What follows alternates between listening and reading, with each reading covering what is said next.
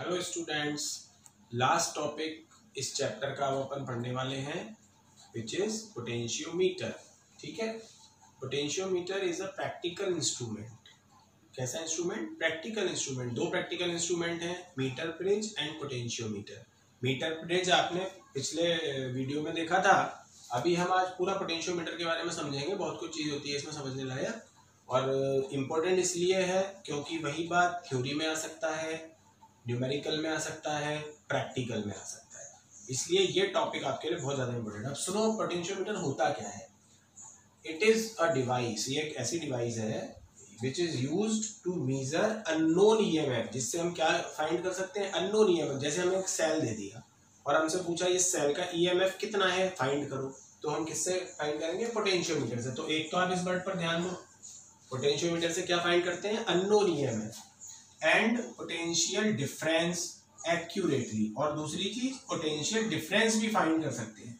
जैसे कोई रजिस्टर है, अब उस पर आई करंट फ्लो हो रही है, ठीक है, तो उसके जो दोनों टर्मिनल हैं उनके बीच, जैसे ये ए टर्मिनल यहाँ पर है, बी टर्मिनल यहाँ पर है, तो पोटेंशियल डिफरेंस का मतलब हो गया बी ए माइनस बी बी।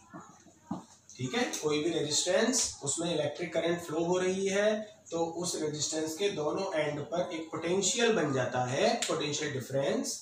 उस पोटेंशियल डिफरेंस को भी पोटेंशियोमीटर फाइंड करके देता है। और एक वर्ड लिखना बहुत जरूरी है, क्या? एक्यूरेटली। एक्यूरेटली क्यों लिखा गया? आप कहोगे सर अगर मुझे किसी सेल का ईएमएफ फाइंड करना है तो मैं पोटेंशियोमीटर क्यों लगाऊंगा? मैं तो एक वोल्ट मीटर लगा दूंगा। इसके दोनों एंड पर मैंने एक वोल्ट मीटर लगा दिया। ये वोल्ट मीटर मुझे बता देगा कि भाई ये 1.5 वोल्ट का है डायरेक्ट। इतनी तामझाम क्यों पालू मैं?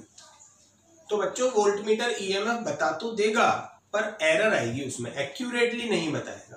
पोटेंशियोमीटर एक ऐसी डिवाइस है जो इनको मेजर करती है, किनको? अननोन ईएमएफ को और पोटेंशियल डिफरेंस को मेजर करती है। लेकिन कैसे मेजर करती है? एक्यूरेटली। ये वर्ड लगाना बहुत जरूरी है कि ये नहीं लगाओगे, सिर्फ ये लिख दोगे तो ये काम तो वोल्ट मीटर भी कर सकता है, छोटा सा होता है वोल्ट मीटर, और पोटेंशियोमीटर इतना बड़ा होता है। तो अब आपसे कहा जाएगा कि भाई वोल्ट मीटर ही लगा लो ना आप, तो इसका मतलब क्या है कि वोल्ट मीटर हमें दे तो देता है रीडिंग, पर एरर देता है। उस रीडिंग को हम एक्यूरेट नहीं मान सकते। हाँ, पोटेंशियोमीटर से जो रीडिंग आपने निकाली है वो 95 से 99% तक एक्यूरेट होती है। ठीक है, तो ये ध्यान रखना। इसके बारे में डिफरेंस हम पढ़ेंगे कि वोल्ट मीटर सही रीडिंग क्यों नहीं देता है और पोटेंशियोमीटर सही रीडिंग क्यों देता है, ये भी एक डिस्कस करेंगे इस पॉइंट पर भी आगे। तो पहले तो आप समझ गए, potentiometer is a device which is used to measure unknown EMF and potential difference accurately. Potentiometer works on zero deflection method. ये जीरो डिफ्लेक्शन का क्या मतलब होता है? जैसे आपने व्हीटस्टोन ब्रिज पढ़ा, मीटर ब्रिज पढ़ा, याद है आपको?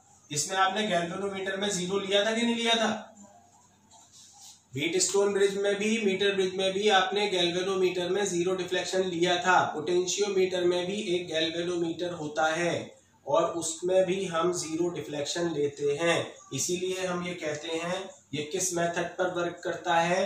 जीरो डिफ्लेक्शन मेथड पर। ठीक है, क्योंकि वहां पर भी एक गैल्वेनोमीटर है जो जीरो डिफ्लेक्शन इसको दे देता है। तो ये कुछ बातें आप अच्छी तरीके से याद रखो। अब आगे की बात मैं आपको बता रहा हूं, कंस्ट्रक्शन। अब हम ये देखेंगे ये होता कैसा है, तो ध्यान से एक एक पॉइंट को समझते जाना। कंस्ट्रक्शन में सबसे पहले इसमें एक वुडन बोर्ड होता है। ये देखो, मैं एक एक चीज बनाता जाऊंगा या लिखता जाऊंगा। सबसे पहले क्या होता है? वुडन बोर्ड, और उसका काम भी बताता जाऊंगा। लकड़ी का एक बोर्ड है, क्यों? क्योंकि उसी के ऊपर बनेगा पोटेंशियोमीटर। पहली बात तो ये हो गई। दूसरी बात, इसमें टू कनेक्टिंग टर्मिनल्स होते हैं जहां से हम वायर को कनेक्ट करते हैं, वो भी मैं बना रहा हूं अभी। एक टर्मिनल यहां होता है ए और एक टर्मिनल लास्ट में होता है बी। ठीक है। थर्ड, स्क्रू होते हैं एक्चुअली ये, इन स्क्रू से आप वायर को कनेक्ट कर सकते हो। थर्ड पॉइंट, इसमें पोटेंशियोमीटर वायर होता है। ये सबसे ज्यादा इंपॉर्टेंट है, इसके बारे में समझना। पोटेंशियोमीटर वायर कैसा होता है वो समझो। पहली बात, ये पोटेंशियोमीटर वायर पीसेस में होता है। 1 2 3 4 5, 6 और 6 तक ही ले लेते हैं, इधर पर अपन स्केल बनाएंगे।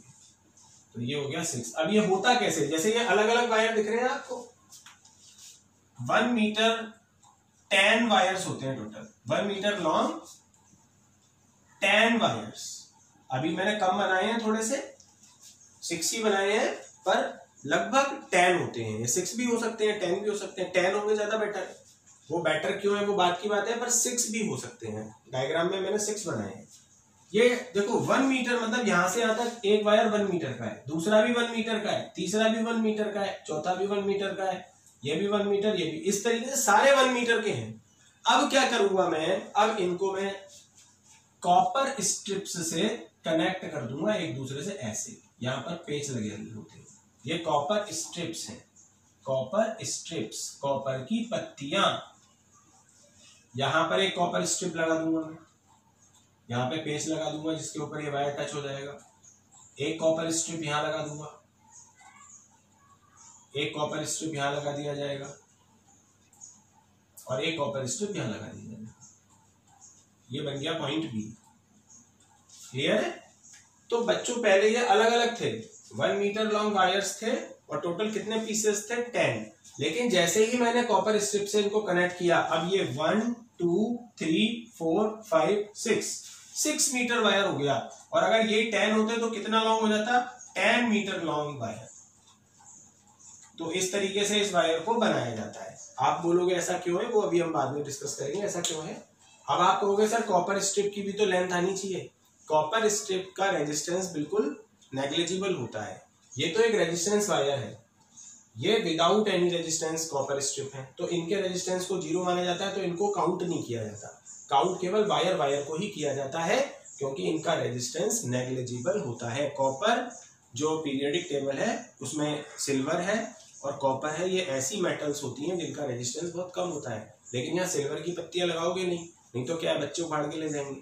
तो सिल्वर का यूज हम पोटेंशियोमीटर में नहीं करेंगे, हम कॉपर लगा देंगे यहाँ पर। क्लियर है?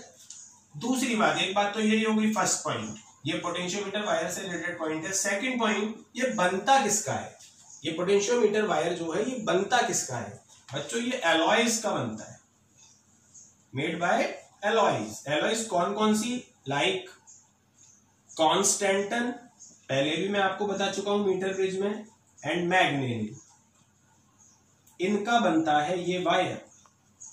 अब आप ये क्वेश्चन पूछोगे इनका क्यों बनता है, ये भी मैं आपको मीटर ब्रिज में बता चुका हूं। The resistivity of these wires is high and the coefficient temperature coefficient is low. बस ये 2 रीजन है। ध्यान रखना, पोटेंशियोमीटर वायर भी उसी का बनता है जिसका मीटर ब्रिज का वायर बना था, एलॉयज का। कौन सी एलॉयज, नाम याद रखना, कॉन्स्टेंटन और मैग्नेनियम। इनका क्या क्वालिटी होती है, इनकी एक 2 क्वालिटी होती है, इनकी रेजिस्टिविटी हाई होती है और इनका जो टेम्परेचर कोफिशिएंट होता है वो लो होता है। अब इससे होता क्या है, अगर रेजिस्टिविटी हाई होगी it means provide resistance in circuit, ये रेजिस्टेंस प्रोवाइड कर देगा, यही हमें चाहिए। तो पहली बात, रेजिस्टिविटी को हाई रखा जाता है ताकि हमें रेजिस्टेंस मिले। हमें क्या चाहिए, ये रेजिस्टेंस वायर हैं। कैसे वायर है ये, रेजिस्टेंस वायर, तो इनका रेजिस्टेंस क्या होना चाहिए, हाई। तो ये काम हो गया। दूसरा, अल्फा कम होने का मतलब होता है ये टेम्परेचर इंडिपेंडेंट होते हैं, टेम्परेचर का इन पर कोई इफेक्ट नहीं होता। जब आप एक्सपेरिमेंट करोगे तो करंट फ्लो करोगे तो वायर गर्म हो जाएगा, टेम्परेचर इंक्रीज हो जाएगा, होने दो, कोई फर्क नहीं पड़ रहा, क्योंकि अल्फा की वैल्यू लो है। जिन मेटल्स के लिए या जिन एलॉयज के लिए अल्फा की वैल्यू लो होती है, these metals are independent of temperature. तो ये पूरी कहानी समझ में आ गई। पोटेंशियोमीटर वायर बन गया, वुडन बोर्ड बन गया, कॉपर स्ट्रिप्स बन गई, 2 एंड बन गए। क्लियर है? क्यों पोटेंशियोमीटर वायर में इनका यूज क्यों किया, ये सारी बात यहाँ पर समझ में आ गई। इसके बाद जो आपके 2 पॉइंट हो गए, एक वायर और एक वुडन बोर्ड। ये मैं यहाँ पर लिखता जा रहा हूं, दिस इज वुडन बोर्ड,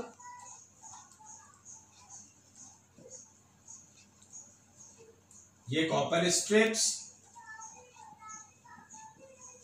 और ये आपका पोटेंशियोमीटर वायर। इन तीनों की बात हमने कर ली। इसके बाद एक यहां पर नीचे एक मीटर स्केल लगा होता है, यहाँ पर क्या लगा होता है, ये है मीटर स्केल। इससे हम बैलेंस लेंथ फाइंड करते हैं। जैसा स्केल मीटर ब्रिज में लगा था वैसा यहाँ पे भी होता है। Third point metre scale. तो ये 1 मीटर तक इसमें मतलब इसमें क्या एक्चुअली सेंटीमीटर में होते हैं ये 1 to 100 सेंटीमीटर। जो इसमें पार्ट्स होते हैं वो यहाँ 0 से स्टार्ट होंगे और 100 तक जाएंगे, 0 to 100। ठीक है, तो मीटर स्केल में जो पार्ट्स होते हैं वो 0 to 100 होते हैं और ये बैलेंस लेंथ, जहां गैल्वेनोमीटर में 0 डिफ्लेक्शन आया उस लेंथ को मेजर करता है। एक होती है इसमें जॉकी।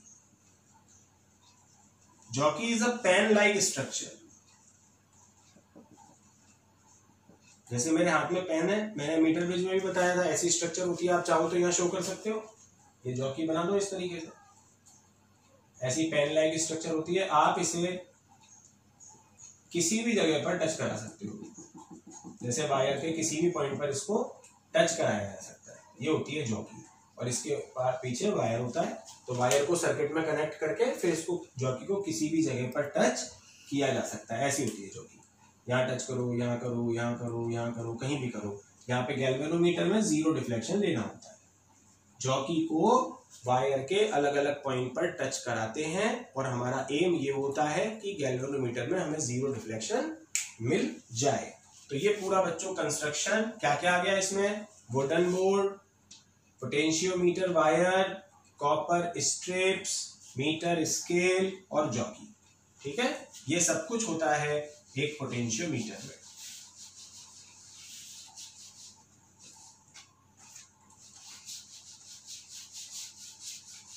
और आपने इसमें ये देख ही लिया कि कांस्टेंटन का और इसका यूज इसमें क्यों किया जाता है। अब ये बात आती है कि हमने इतना लंबा वायर 10 मीटर लॉन्ग वायर क्यों यूज किया है। Why we use 10 metre long wire in potentiometer. तो इसके बारे में अभी इतना समझ लो। Why we use, ये क्वेश्चन बन गया आपका, Why we use 10 metre long wire. कितना वायर, 10 मीटर। इतना बड़ा वायर क्यों यूज में लिया, उसका रीजन अभी ये समझ लो। लेंथ अगर इंक्रीज होती है वायर की, अगर लेंथ ज्यादा करते हैं तो एक क्वांटिटी अभी आगे आने वाली है, पोटेंशियल ग्रेडियंट। ये अभी आगे आ जाएगी। ये पोटेंशियल ग्रेडियंट कम हो जाता है।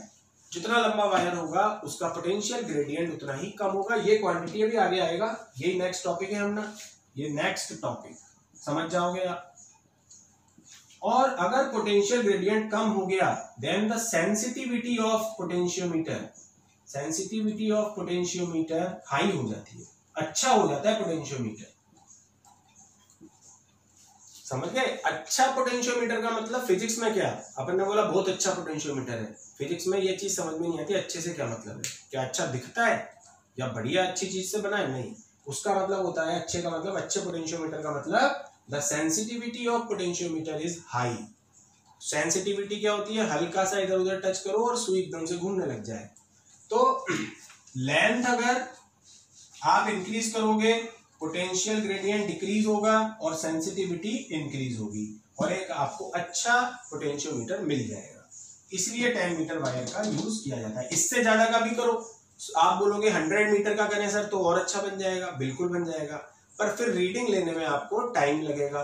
10 मीटर के वायर पर तो आप रीडिंग आराम से ले सकते हो। अब यही 100 मीटर का वायर हो गया तो आपका प्रैक्टिकल की तो टाइम लिमिट होती है ना, कि आपको 1-1.5 घंटा मिलता है सब कुछ करने के लिए। अब आप 100 वायर्स पर चौकी को टच करा रहे हो, कहीं रीडिंग ही नहीं आ रही, 0। तो 100 वायर का लेने से सेंसिटिविटी तो अच्छी होगी, बहुत बढ़िया बनेगा, लेकिन हम प्रैक्टिकल फिर बहुत ज्यादा टाइम में कर पाएंगे। तो इसलिए हम उतना बड़ा वायर भी नहीं लेते और ना ज्यादा छोटा लेते। 10 मीटर का वायर से हम काम चला लेते। अब इसके बाद हमारे यहाँ एक टॉपिक आता है पोटेंशियल ग्रेडियंट। मैंने कहा था ना नेक्स्ट टॉपिक है पोटेंशियल ग्रेडियंट। अब ये क्या होता है इसके बारे में हमें समझना है। फाई से इसको डिनोट करते हैं, इसको कहीं कहीं पर एक्स से भी डिनोट कर सकते हो, ठीक है। ग्रेडियंट फाई, अभी हम फाई से इसको शो करें, ठीक है। कहीं कहीं पर इसको किसी किसी बुक में एक्स से भी शो किया जाता है। तो क्लियर है कहानी है। Potential gradient. अब ये क्या होती है समझो, पोटेंशियल ग्रेडियंट का पहले फॉर्मूला समझो। देखो ये जो पोटेंशियोमीटर वायर था, यहां पर ए था, यहां से वायर जा रहा था इस प्रकार से,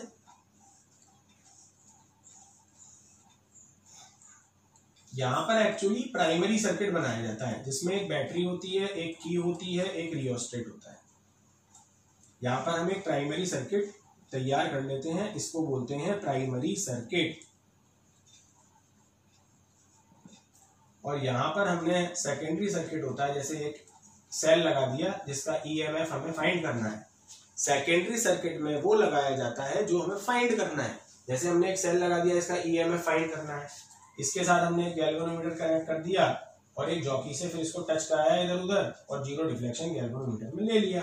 this is the secondary circuit of potentiometer. तो इतनी बात क्लियर आ गई आपको समझ में। प्राइमरी सर्किट में एक बैटरी है, the EMF of this battery is EP and the key and a rheostat. ठीक है, इन सबका वर्किंग फंक्शन अभी धीरे धीरे समझेंगे। अभी तो हम पोटेंशियल ग्रेडियंट समझ रहे हैं, लेकिन फिर भी मैंने आपको डायग्राम बना के बता दिया। पोटेंशियोमीटर में दो डायग्राम बनते हैं, primary and secondary. Primary fix है, यही बनेगा, कुछ भी छेड़ाखानी नहीं करनी। प्राइमरी जहां भी जैसे भी जब भी पोटेंशियोमीटर पढ़ोगे तो आंख बंद करके इस डायग्राम को बना देना। सेकेंडरी इस बात पर डिपेंड होता है कि आप करना क्या चाहते हो। तो अभी मैं क्या करना चाहता हूं, इस सेल का ईएमएफ फाइंड करना चाहता हूं, तो मैं सिर्फ एक सेल लगा दूंगा, एक गैल्वेनोमीटर लगा दूंगा और एक जॉकी लगा दूंगा। ठीक है, तो अब क्या करते हैं हम, जब हम फाई के बारे में मैं बता रहा था, जब हम इस की को प्रेस करते हैं, press the key of primary circuit, then a current flows through the wire. जैसे ही आपने की को प्रेस किया, करंट फ्लो होने लगी वायर से। अब जैसे ही करंट फ्लो होगी, अगर किसी रेजिस्टेंस में से करंट फ्लो हो जाए तो एक पोटेंशियल ड्रॉप मिलने लग जाता है। This is the potential drop. Drop जब भी तो होता है जब रेजिस्टेंस आता है, तो करंट यहां से जैसे ही एंटर करती है क्या होने लग जाता है, पोटेंशियल ड्रॉप। क्योंकि ये कौन सा वायर है, रेजिस्टेंस वायर। ये रेजिस्टेंस है एक तरीके से, ऐसा है, ये ऐसा है, हमें दिख रहा है सीधा सीधा, पर वास्तव में अगर हम देखें सर्किट में तो ये रेजिस्टेंस दे रहा है सर्किट को, ये ऐसा है। तो जैसे ही करंट एंटर करेगी रेजिस्टेंस आएगा, और रेजिस्टेंस आएगा तो क्या होगा, पोटेंशियल ड्रॉप। तो जो टोटल पोटेंशियल ड्रॉप होता है, total potential drop across the potentiometer wire, total potential drop across the potentiometer wire divided by total length of the wire,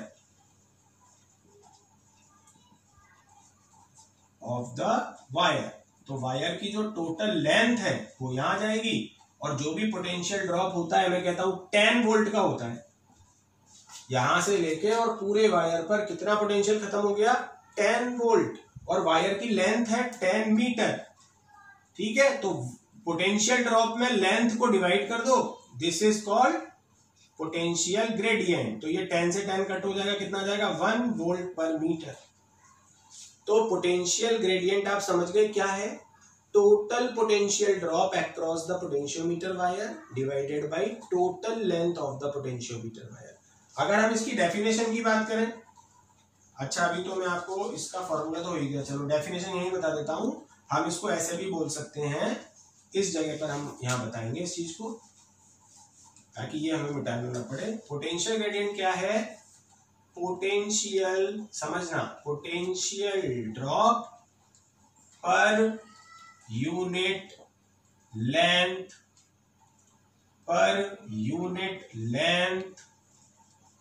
of the potentiometer wire,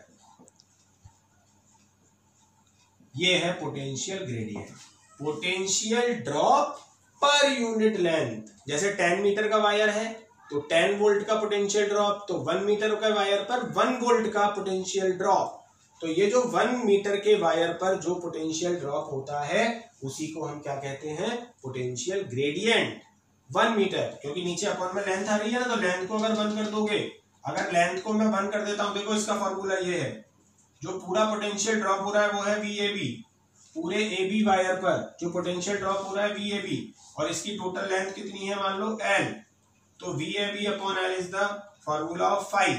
अगर मैं L को 1 metre कर देता हूं then phi is equal to VAB। अगर मैं length 1 metre कर दूं तो फाई VAB के इक्वल हो जाएगा। तो फिर मैं क्या बोलूंगा, potential gradient is the potential drop per unit length of potentiometer wire. तो पोटेंशियल ग्रेडियंट क्या है, पोटेंशियल ड्रॉप है, लेकिन कितने वायर पर, यूनिट लेंथ के वायर पर। तो ये इसके कुछ बात हो गई। अब यहां पर मैं कुछ और फॉर्मूले, पहले आपको यूनिट बता दूं, ऐसा यूनिट क्या बनेगी इसकी, वोल्ट पर मीटर, वोल्ट पर मीटर। और डायमेंशंस आप बना ही लेना, डायमेंशंस तो मैं बताऊंगा नहीं अब आपको। वोल्ट वर्क अपॉन चार्ज से, वोल्ट किससे निकालोगे, वर्क अपॉन चार्ज से, उसमें मीटर को डिवाइड करना आ जाएगी।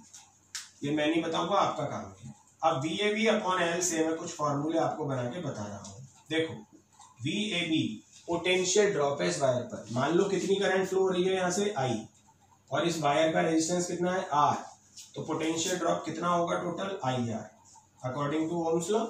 ओम्स लॉ क्या कहता है, जो पोटेंशियल ड्रॉप होता है वो करंट इनटू रेजिस्टेंस होता है। मान लो इस सर्किट से कितनी करंट फ्लो हुई I, वो कहाँ पे एंटर करती है, रेजिस्टेंस पे। रेजिस्टेंस, टोटल रेजिस्टेंस कितना है R, तो टोटल पोटेंशियल ड्रॉप कितना हो जाएगा IR, अपॉन में क्या आ गया लेंथ L, ठीक है। अब I क्या है, I इज द करंट। अब इसमें करंट कितनी फ्लो हो रही है वो हम देखते हैं प्राइमरी सर्किट में, ठीक है। सर्किट में करंट कितनी है, तो करंट कौन फ्लो कर रहा है, ये वाली बैटरी। अभी इसको मैं E मान लेता हूं, इसको कैपिटल E मान लेता हूं, अननोन को, ठीक है। तो करंट के लिए जो बैटरी करंट प्रोवाइड कर रही है उसका वोल्टेज ऊपर आ गया, क्योंकि ओम्स लॉ क्या कहता है, I is equal to V upon R।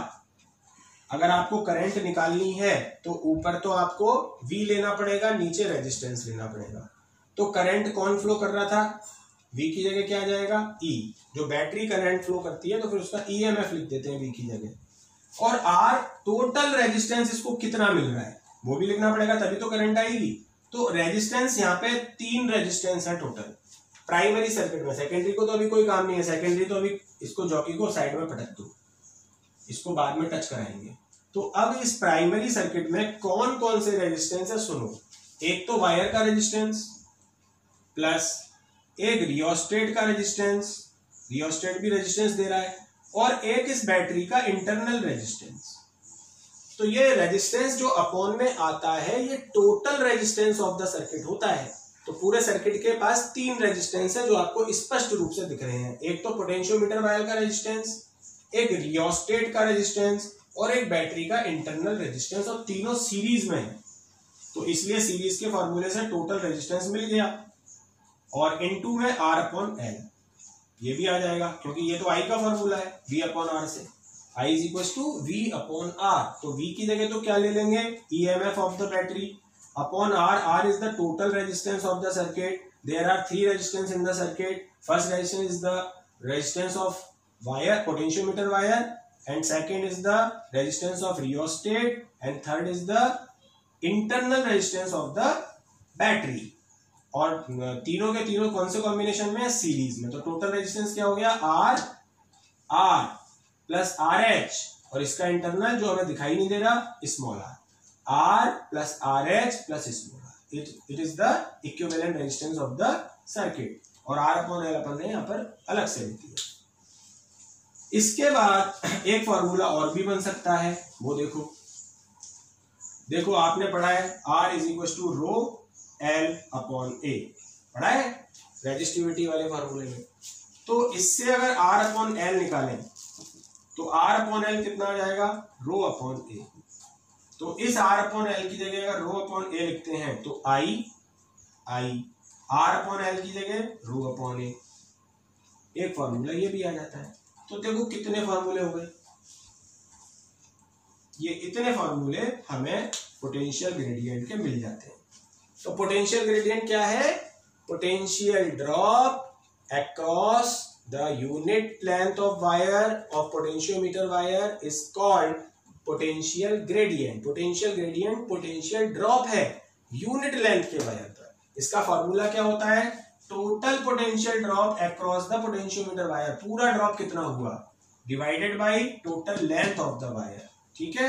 VAB upon L, VAB को अकॉर्डिंग टू ओम्स लॉ क्या लिखोगे, IR, I is the electric current flows in primary circuit and R is the resistance of potentiometer. यहां पर केवल potentiometer का resistance लेना, क्योंकि ये पोटेंशियल ड्रॉप केवल पोटेंशियोमीटर के लिए है, डिवाइडेड बाय L। अब I क्या होता है according to Ohm's law, V upon R। तो करंट उस सर्किट में कितनी है, उसके लिए EMF, V की जगह तो EMF आ जाएगा और V अपॉन R की जगह टोटल रेजिस्टेंस आ जाएगा जो भी उस सर्किट में है, तो इससे करंट आ जाएगी और R अपॉन L को बाद में लिख देंगे।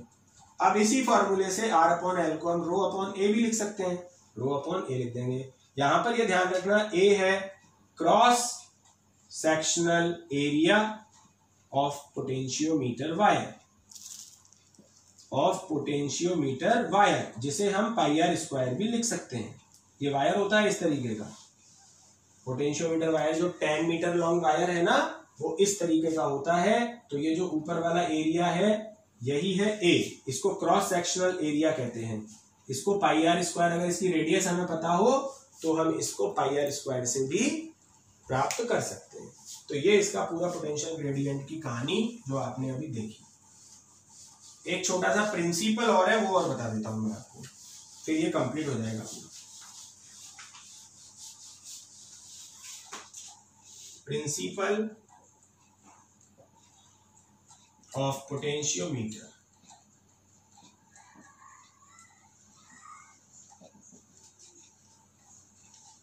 तो इसमें पहले बच्चों पोटेंशियोमीटर बना लो।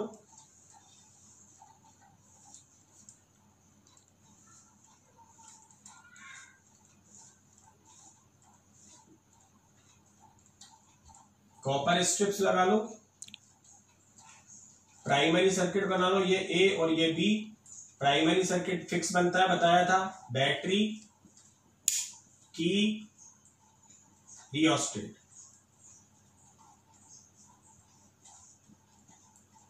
Primary circuit. अब मैं आपको जब प्रिंसिपल बता रहा हूं तो वही सेकेंडरी सर्किट में एक EMF, अननोन EMF जो फाइंड करना है, गैल्वेनोमीटर एंड जॉकी। बस ये सर्किट बन गया, इससे आप प्रिंसिपल ऑफ पोटेंशियोमीटर देख सकते हो। देखो क्या होता है, सर्किट तो बन ही गया।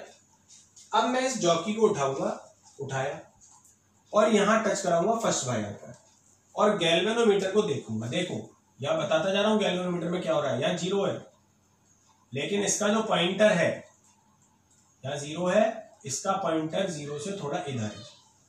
फर्स्ट वायर पे टच करने पर पॉइंटर इधर था, सेकंड पे टच कराया, ये पॉइंटर 0 के थोड़ा सा पास आ गया, थर्ड पे टच कराया, ये 0 हो गया, थर्ड पर वायर पर थोड़ा इधर उधर खिसका के देखा, 0 हो गया। तो जॉकी को जब मैं इस जगह पर टच कराता हूं तो गैल्वेनोमीटर मुझे 0 डिफ्लेक्शन दे देता है। मुझे जॉकी को ऊपर वाले वायर से टच कराते हुए नीचे लाना है।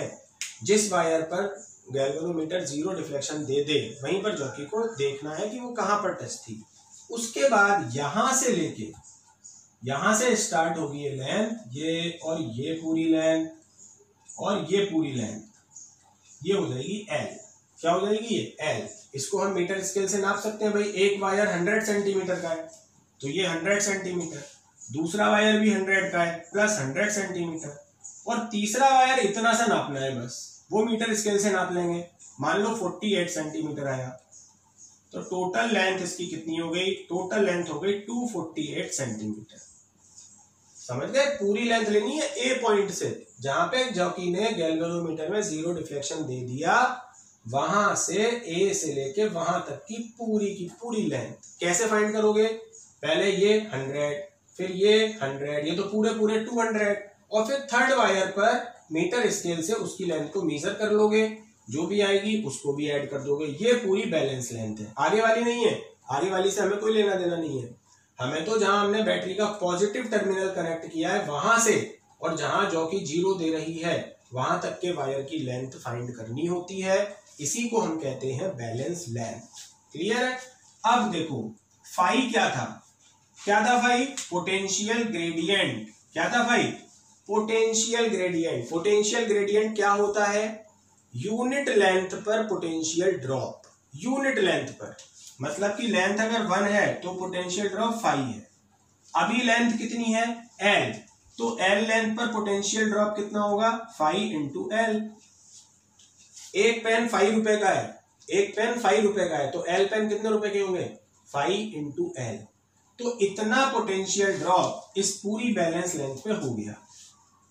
हो गया L लेंथ पर, भाई यूनिट लेंथ पर 5 हुआ पोटेंशियल ड्रॉप, तो L लेंथ पर कितना हुआ? 5L। ये जो 5L होता है ये इक्वल होता है इस EMF के। यही है प्रिंसिपल ऑफ पोटेंशियोमीटर। मैं इसको आपको थ्योरी में लिख के बताऊंगा। द अननोन EMF और द पोटेंशियल डिफरेंस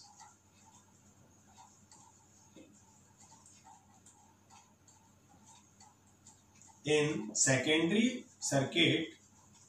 ये सेकेंडरी सर्किट में है, देखो EMF कहाँ है? अननोन EMF सेकेंडरी में। हो सकता है यहां पर कोई और पोटेंशियल ड्रॉप होता। In secondary circuit is equal देखो is equal to the potential drop across the balance length. जो भी बैलेंस लेंथ आपने निकाली है, पूरी लेंथ पे नहीं, केवल बैलेंस लेंथ पर, across the balance length of the wire, potentiometer wire. This is the principle of potentiometer. यही पोटेंशियोमीटर का प्रिंसिपल है। इतनी सी बात बस। सर्किट आप समझ गए। प्राइमरी सर्किट में तो वही 3 चीजें, बैटरी, की और रियोस्टेट। ईपी कर दो इसको। सेकेंडरी सर्किट में या तो अननोन EMF और या फिर कोई पोटेंशियल डिफरेंस जो भी आपको फाइंड करना है वो यहां लगा दो। एक गैल्वेनोमीटर लगा दो, एक जॉकी लगा दो। जॉकी को स्लाइड करो वायर पर इधर उधर और देखो कि जीरो कहां पे आता है। गैल्वेनोमीटर में जीरो डिफ्लेक्शन आ गया। इस लेंथ को मेजर करो, इस लेंथ को मल्टीप्लाई करो किससे? 5 से। 5 इज पोटेंशियल ग्रेडियंट। तो ये टोटल आपके पास पोटेंशियल ड्रॉप आ गया कि यहां से लेके और यहां तक कितना पोटेंशियल ड्रॉप हो रहा है। ये जो पोटेंशियल ड्रॉप है ये इस EMF के इक्वल होता है। इसी को हम कहते हैं प्रिंसिपल ऑफ पोटेंशियोमीटर।